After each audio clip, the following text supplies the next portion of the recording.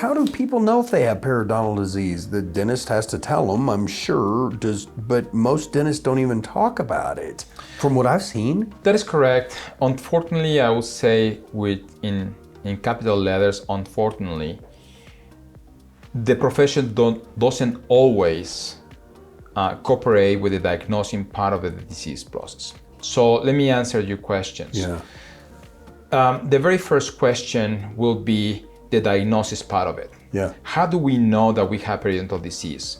Well, we don't know it. As a patient, you have no idea that we have it because it's a disease that doesn't hurt. Once in a while, you notice a little bit of bleeding while brushing your teeth, but it doesn't hurt, right?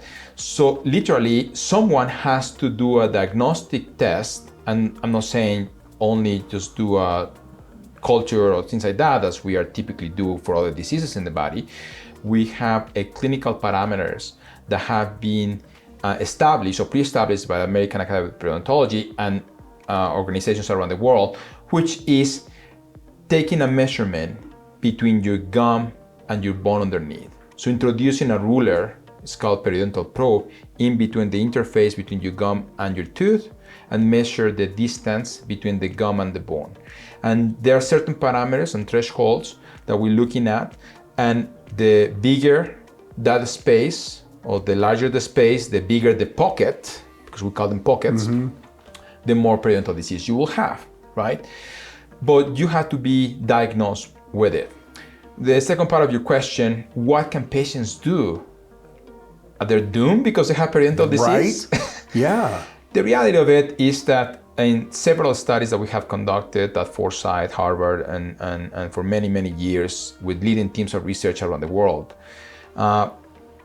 we are still in diapers in knowing how to control the disease efficiently.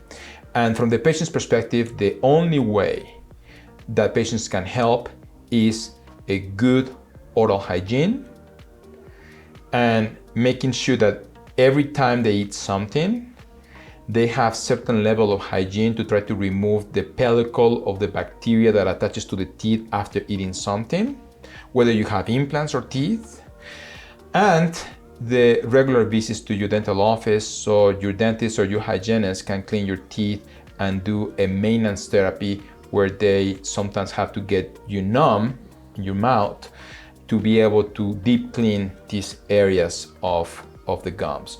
Other than that, if you tell me, is there a magic pill out there? Is there an antibiotic? Well, I have an infection, why don't you give me an antibiotic? Well, the reality of it is the studies of the biofilm, this is the technical name to the bacteria in the mouth, biofilm, have shown that antibiotics are not as efficient or effective to killing the biofilm or killing bacteria because this biofilm is so complex that by the time the antibiotics start affecting the bacteria, this bacterial community in the core starts developing resistant mechanisms to that antibiotic, so it survives. Wow. Not only that, let's not think about the mouth. Let's think about the oil industry and the water industry, right?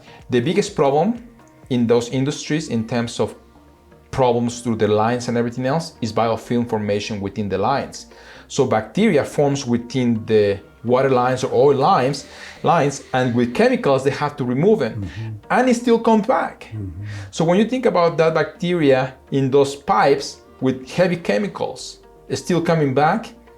We're not putting heavy chemicals in our mouth, so it's probably gonna come back, right? Yeah, very quickly. So that's the biggest challenge. So the final answer to that question is the patient's oral hygiene, the mechanical removal of that bacteria on the regular basis, the continuous monitoring of that and cleaning at their office and maintenance is the key for success.